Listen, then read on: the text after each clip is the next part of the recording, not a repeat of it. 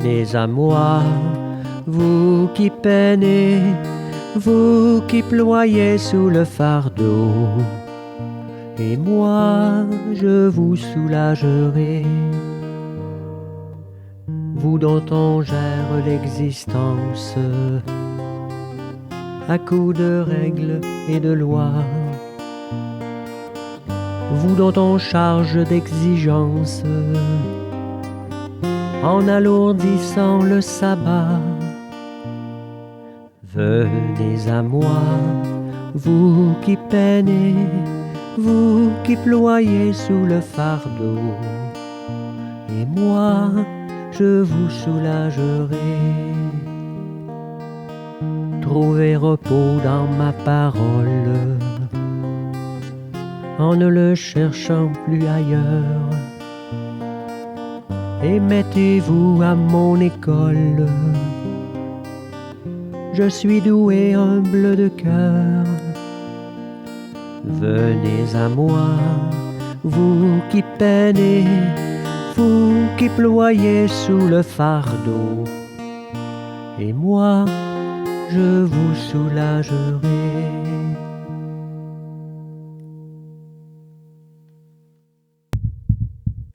Bonjour, bienvenue à chacune de vous. Comme vous le savez, nous sommes appelés à vivre une liturgie de la parole sans l'Eucharistie. Préparons-nous donc à recevoir la présence du Seigneur dans sa parole. L'Eucharistie est le centre même de la vie de l'Église. La liturgie de la parole sans l'Eucharistie soutient la volonté des fidèles de faire Église en demeurant des communautés vivantes. Qu'elles entretiennent et développent le goût de la Sainte Écriture. Qu'elles avivent le désir de l'Eucharistie, ce mystère qui réalise l'unité de la foi autour de l'unique pasteur, le Christ ressuscité. Nous aurons distribution de la communion avec des hosties déjà consacrées qui sont dans le tabernacle. Nous utilisons le prion en Église pour les prières et les lectures, mais la liturgie eucharistique est remplacée par une prière de louange. Levons-nous et accueillons le livre de la parole en écoutant ce chant, Ton nom, Jésus.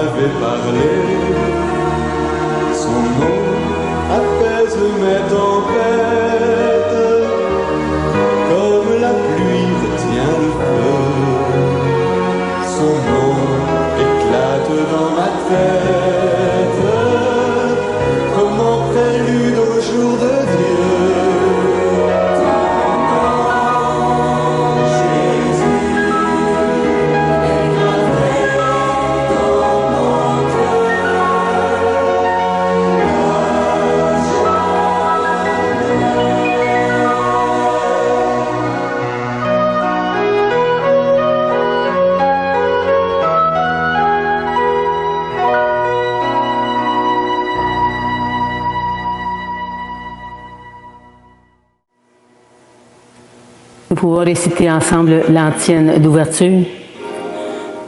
Voici les saints Simon et Jude. Faut que tu l'arrêtes. Le Seigneur les a vraiment aimés. Il les a choisis et leur a donné une croix éternelle.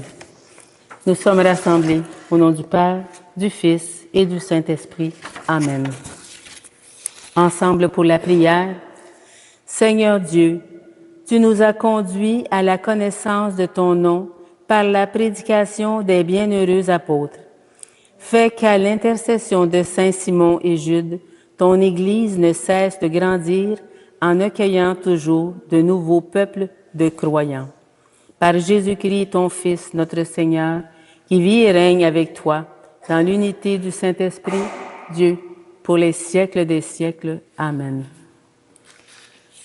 Pour la prière pénitentielle, je vais prendre celle de dimanche. Seigneur, tu aimes tous tes enfants tels qu'ils sont. Quand nous jugeons et méprisons les autres, prends pitié de nous. Prends pitié de nous. Ô Christ, tu poses sans cesse sur nous ton regard d'amour, nous invitant à nous ouvrir à ta miséricorde. Quand nous fermons notre cœur, prends pitié de nous. Prends pitié de nous.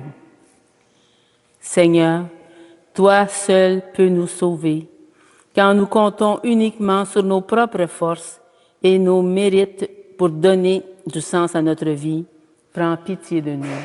Prends pitié de nous.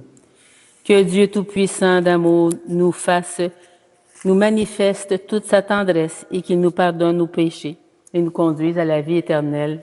Amen. Vous pouvez vous asseoir.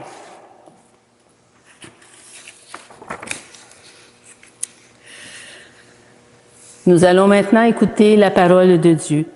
Que cette parole soit toujours proclamée en ce lieu et qu'elle nous révèle le mystère du Christ. Première lecture. Intégré dans la construction qui a pour fondation les apôtres. Frères et sœurs, vous n'êtes plus des étrangers ni des gens de passage. Vous êtes citoyens des saints, vous êtes membres de la famille de Dieu, car vous avez été intégrés dans la construction qui a pour fondation les apôtres et les prophètes. Et la pierre angulaire, c'est le Christ Jésus lui-même. En lui, toute la construction s'élève harmonieusement pour devenir un temple saint dans le Seigneur. En lui, vous êtes, vous aussi, les éléments d'une même construction, pour devenir une demeure de Dieu par l'Esprit Saint. Parole du Seigneur, nous rendons grâce à Dieu. Par toute la terre s'en va leur message. Ensemble. Par toute la terre s'en va leur message. Les cieux proclament la gloire de Dieu. Le firmament raconte l'ouvrage de ses mains. Le jour au jour en livre le récit, et la nuit à la nuit en donne connaissance. Par toute la terre s'en va leur message.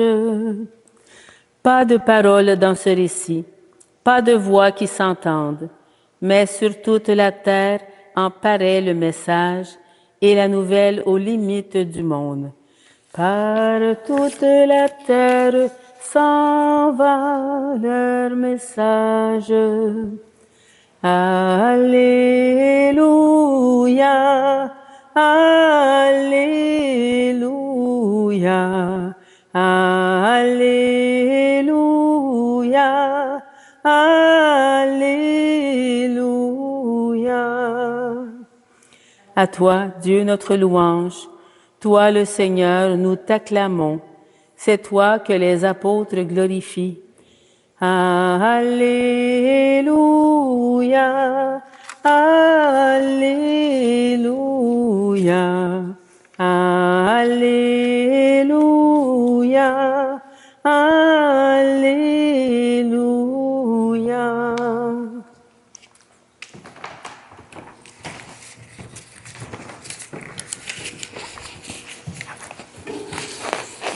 Évangile de Jésus-Christ selon saint Luc. Gloire à toi, Seigneur. En ces jours-là, Jésus s'en alla dans la montagne pour prier, et il passa toute la nuit à prier Dieu. Le jour venu, il appela ses disciples et en choisit 12, auxquels il donna le nom d'apôtres. Simon, auquel il donna le nom de Pierre, André son frère, Jacques, Jean, Philippe, Barthélemy, Matthieu, Thomas, Jacques, fils d'Alphée, Simon, appelé le Zélote, Jude, fils de Jacques, et Judas Iscariote, qui devint un traître. Jésus descendit de la montagne avec eux et s'arrêta sur un terrain plat. Il y avait là un grand nombre de ses disciples et une grande multitude de gens venus de toute la Judée, de Jérusalem et du littoral de Tyr et de Sidon. Ils étaient venus l'entendre et se faire guérir de leur maladie. Ceux qui étaient tourmentés par des esprits impurs retrouvaient la santé. Et toute la foule cherchait à le toucher, parce qu'une force sortait de lui et les guérissait tous. Acclamons la parole de Dieu. Louange à toi, Seigneur Jésus.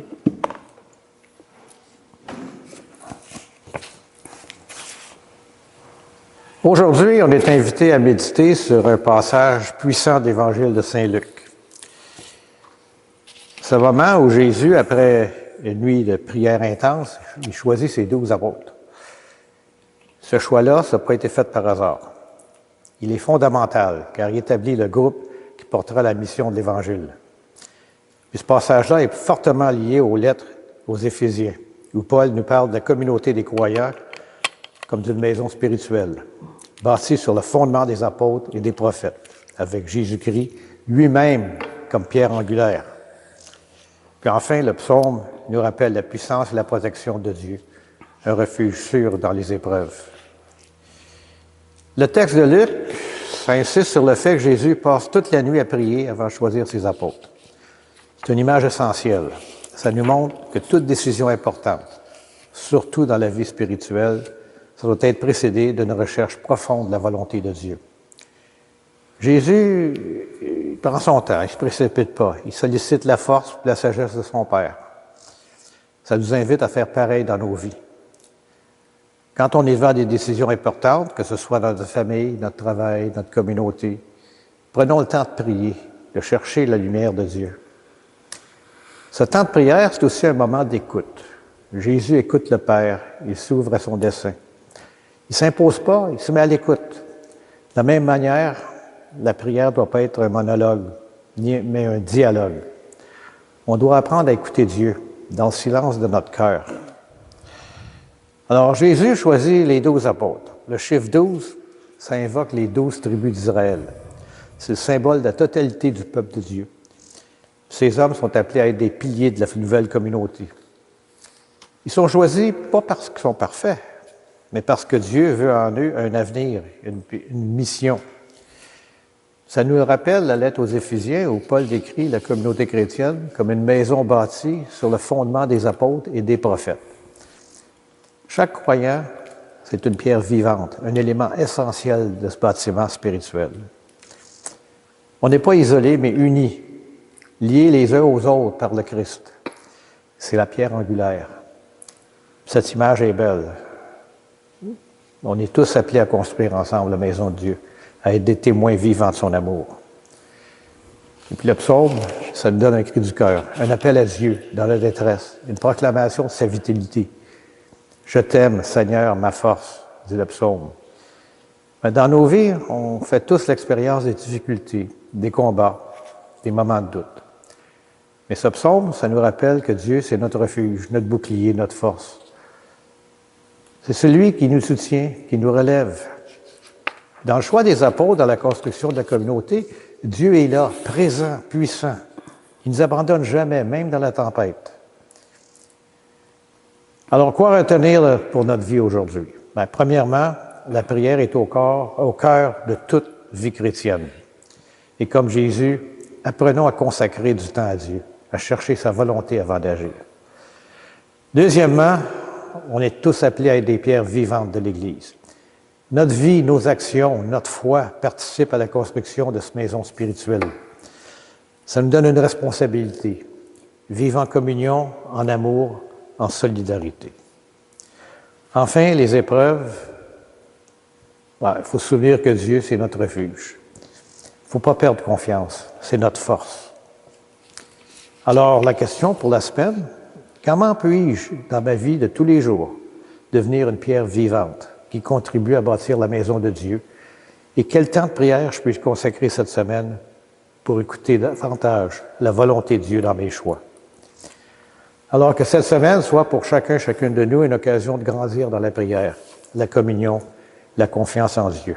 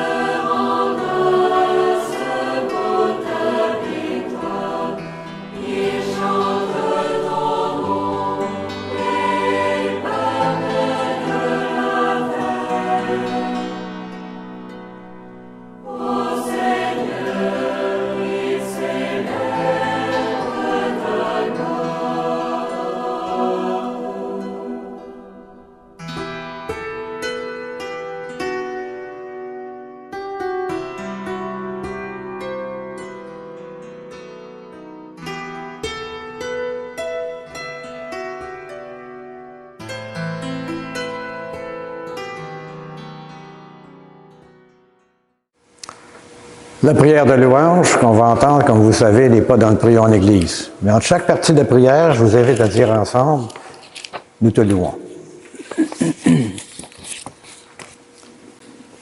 Dieu notre Père, nous te louons, nous te bénissons. Au matin du monde, dans le jardin de la Genèse, tu cherchais l'homme et la femme, honteux de leurs péchés. Et déjà, ton cœur inventait la promesse qui allait ensemencer l'espérance d'un amour plus fort que tout péché et toute mort. Nous te louons. Dieu de tendresse et de pardon. Tu as visité ton peuple tout au long de son histoire. Tu ne l'as jamais abandonné. Tu as entendu le cri de sa peine et tu l'as délivré de ses esclavages. Tu l'appelles sans cesse pour lui prodiguer tendresse et amour. Nous te louons. Dieu riche d'amour. C'est pas assez pour ton cœur de père que ce monde élu. Tu as voulu prodiguer à toute l'humanité la richesse de ton amour. Alors tu as visité ton peuple, penché sur Marie, ta créature. Tu attendais le oui de la foi qui écoutait ton œuvre de salut. Nous te louons. Dieu de ta tendresse, tu nous as visités en Jésus, ton Fils bien-aimé. Il est venu nous convier au banquet du royaume. Il est venu chez nous pour que nous renaissions à la vie. Il est venu nous redire ta tendresse et révéler ton visage de Père. Nous te louons. Dieu de vie, tu as relevé au matin de Pâques Jésus, ton Fils perdu dans la mort. Prince de la paix, il remet les péchés pour que tous les peuples chantent de joie tes merveilles. Nous te louons. Dieu de fidélité, tu visites encore ton peuple aujourd'hui. Tu rassembles en un seul corps, par la force de l'Esprit, tes enfants dispersés. Il manifeste ta tendresse aux plus pauvres et aux plus démunis, à ceux qui cherchent sans trouver, à ceux qui désespèrent, pour qu'un jour nous soyons tous réunis auprès de toi, Père, pour chanter notre allégresse avec Jésus, ton Fils, dans l'esprit d'amour.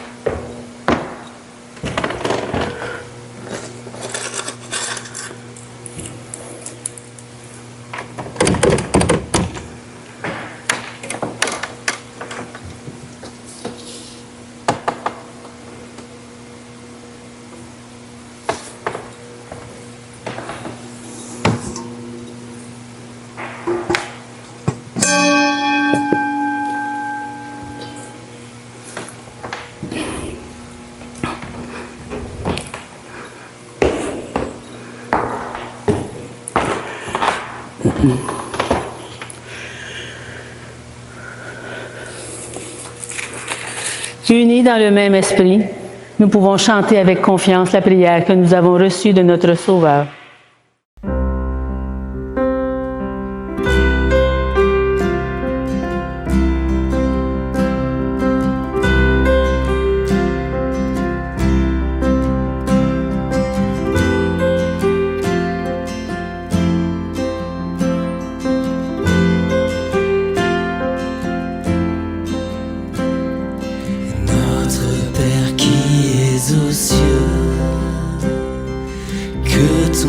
Sois sanctifié,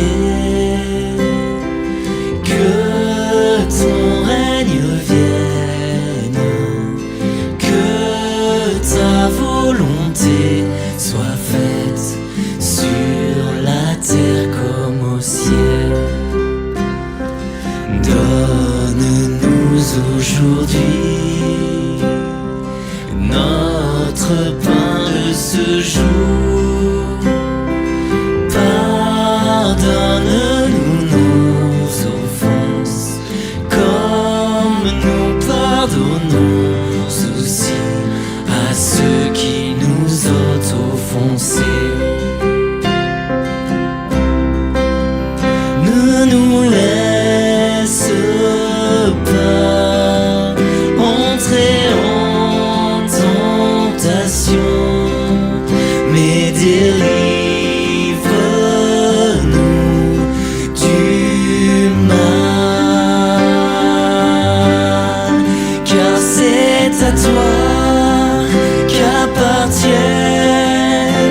le règne, la puissance et la gloire pour les siècles des siècles. Amen.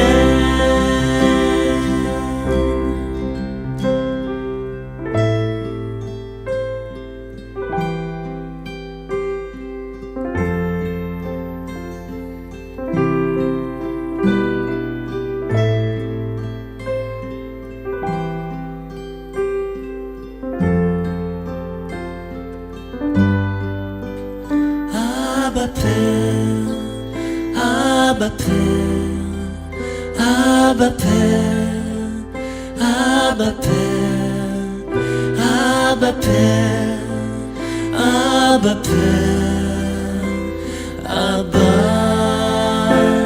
Abba, Abba Père, Abba Père, Abba Père, Abba Père, Abba Père, Abba Père, Abba, Abba, Abba Père, Abba Père, Abba Père, Abba Père, Abba Père,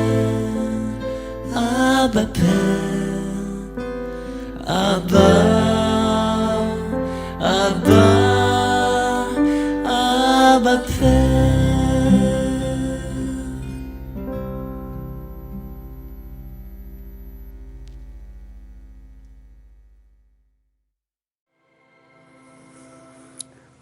Confirmons maintenant notre prière en échangeant entre nous un geste de paix. Que la paix du Seigneur soit sur chacun et chacune de vous.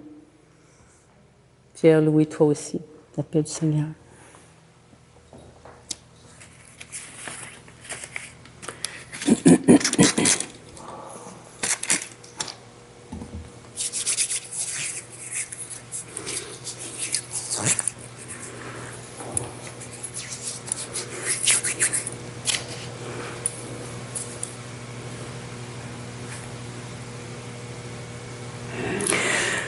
Après avoir reçu la parole de Dieu avec foi, partageons le corps du Christ.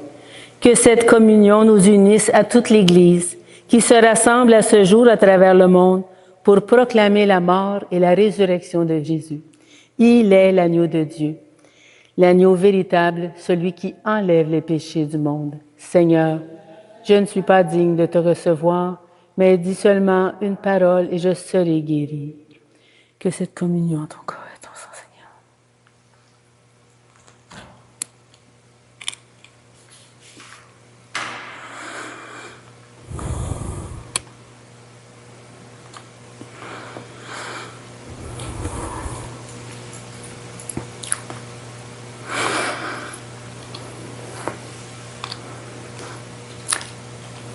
Seigneur. Ensemble pour l'antienne de la communion. Si quelqu'un m'aime, ma parole, dit le Seigneur, mon Père l'aimera, nous viendrons vers lui, et chez lui, nous ferons une demeure.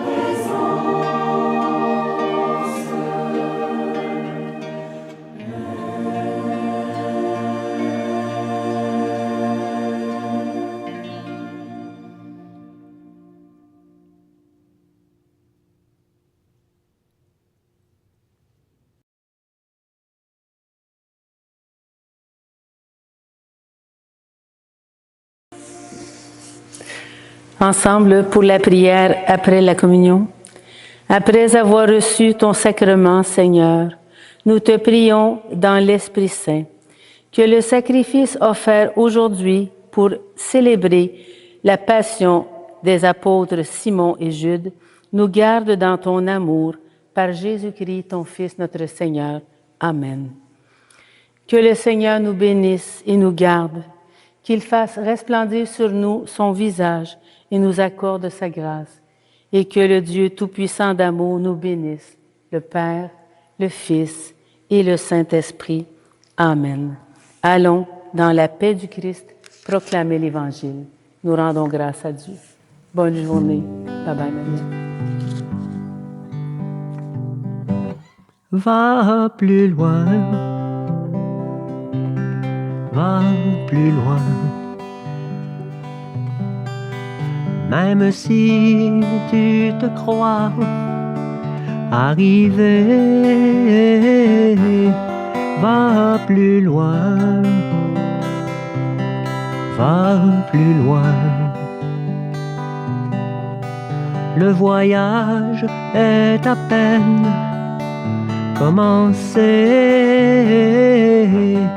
et la route est encore longue vers la fraternité et l'horizon de l'amitié.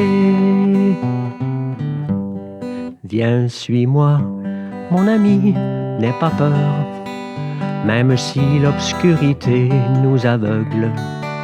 Je suis là et je marche avec toi. Ensemble nous irons, l'espoir au fond du cœur, car au bout de nos peurs et au bout de nos peines, il y a la lumière tout au bout du chemin. Va plus loin, va plus loin. Même si tu te crois arrivé, va plus loin, va plus loin. Le voyage est à peine commencé